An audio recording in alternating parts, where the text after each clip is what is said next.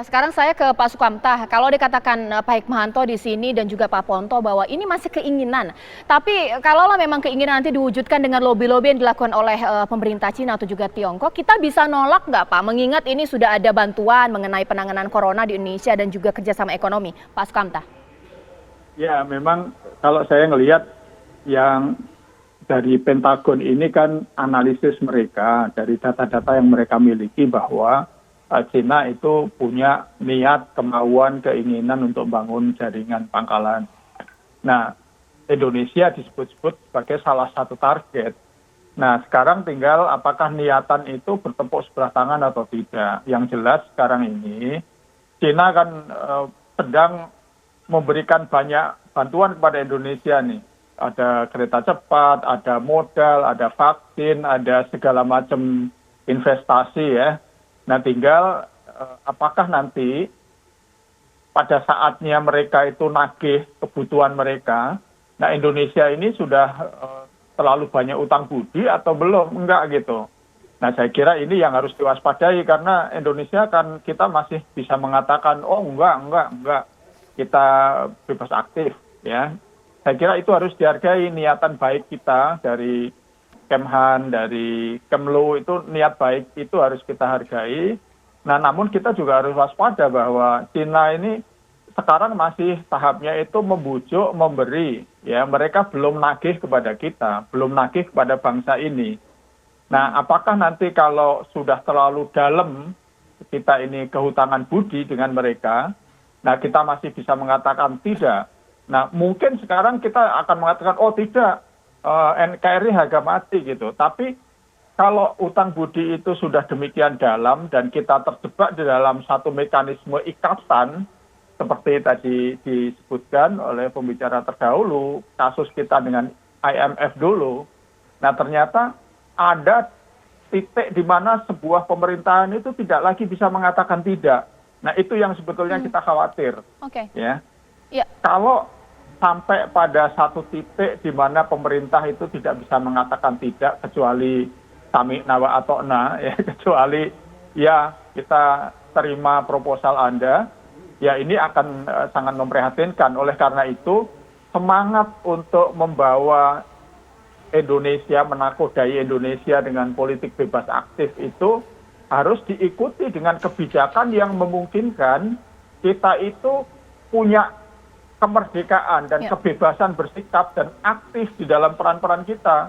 Jadi jangan sampai kita ini politiknya maunya bebas aktif, tapi dalam urusan ekonomi, urusan investasi, urusan yang lain-lain, kita bergantung gitu. Nah, ini kan di dalam pergaulan manapun saya kira itu tidak masuk akal. Ya. Ya, sekarang saya minta ke Pak Hikmahanto, itu bagaimana kemudian? Nggak sanggup menolak ketika sudah banyak menerima kebaikan, khususnya dari ekonomi? Pertama ya, kita dengan Cina kita nggak akan pernah berunding terkait dengan Natuna Utara. Ya, karena kita tidak mengakui 9 garis putus. Dan Cina juga tidak mengakui zona ekonomi eksklusif kita. Kalau udah saling nggak mengakui, gimana mau berunding? Itu pertama. Yang kedua, yang ingin saya sampaikan dalam kesempatan ini, kita juga harus hati-hati. Karena apa? Ada laporan dari Kemhan ini, apakah dia ingin mencari tanda kutip sekutu untuk berhadapan dengan Cina.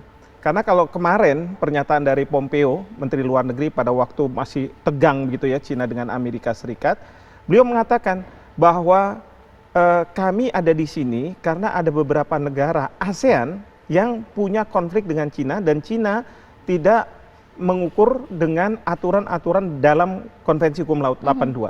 Dalam konteks seperti itu sebenarnya kan rivalitas antara Cina dengan Amerika Serikat. Tetapi dia perlu bantuan negara-negara lain untuk mendukung. Nah, kita Indonesia ini strategis. Kenapa? Karena Amerika Serikat tahu bahwa sebenarnya kita ini politik luar negerinya bebas aktif, tidak akan melakukan hal seperti itu.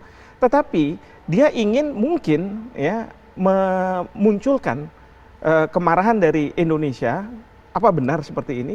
Lalu kemudian dia akan mendukung tindakan Amerika untuk berhadapan dengan Cina. Nah, ini yang kita harus hati-hati, jangan sampai terjebak. Tapi saya setuju dengan apa yang disampaikan oleh Pak Sukamta, bahwa semakin suatu negara punya ketergantungan secara ekonomi terhadap negara lain atau lembaga keuangan internasional, maka semakin negara itu rentan untuk diintervensi kedaulatannya. Tapi ingat, kalaupun kita rentan diintervensi kedaulatannya, ya, pengambil kebijakan boleh melakukan itu, tapi rakyat mungkin tidak akan setuju. Dan siapapun pengambil kebijakan, kalau berhadapan dengan rakyat, mereka akan selesai pada waktu pemilu. Begitu. Nah, terakhir saya akan minta pandangan kepada Pak Ponto. Pak Ponto, jangan sampai pragmatisme ekonomi kemudian kita terjebak dalam rivalitas Amerika dan Cina. Ini bagaimana, Pak Ponto? Ya, di sini kan kita memang harus memilih sekarang. Katanya Cleopatra, if you are strong, ya bite them. So if you weak, ya join them. Nah, sekarang kalau kita strong, ya mari kita bite. Kalau kita weak, ya kita mau tidak mau join. Nah, sekarang kita lihat aja. Sekarang di persimpangan jalan antara politik dan ekonomi. Ternyata tidak bisa lagi sejalan dalam hal kasus Cina sekarang. Ya seperti Pak Sukamta tadi, mau tidak mau, suka tidak suka, kasus Kamdesu itu sudah merupakan bukti. Nah, ke depan ini kita harus bisa melihat dengan pragmatis seperti apa yang akan terjadi. Pasca COVID, kita pasti butuh uang banyak dan kita sudah banyak utang ke Cina. Nah, kalau kita tidak bayar, misalkan kalau kita tidak bayar ke Cina, ya tentunya akan jadi masalah baru lagi. Terjadilah konflik bersenjata di sana nanti. Kalau konflik bersenjata, lah, if you are strong, ya baik. If you are weak. Nah, di mana kita? Ya mari kita pikirkan bersama. Tapi inilah buktinya bahwa sekarang kita ada persimpangan antara politik dan ekonomi.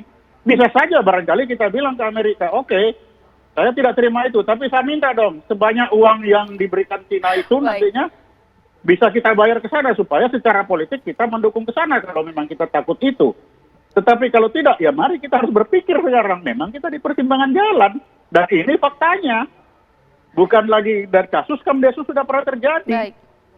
Ya agak sulit juga ya, tapi kita tunggulah ini bagaimana kemudian respon selanjutnya dari pemerintah atas laporan tahunan dari Pentagon. Tapi terima kasih Pak Ponto, terima kasih Pak Sukamta, Mas Daniel dan juga Pak Hikmanto. Nah, sesaat lagi nih ada juga menjadi perbincangan seru, yakni pernyataan dari Ketua DPR Puan Maharani mengatakan ingin Sumatera Barat mendukung Pancasila. Apa maksud pernyataan tersebut dan adakah implikasi politik dari pernyataan tersebut? Suara PDIP di Sumatera Barat sesaat lagi di Apa Kabar Indonesia Malam.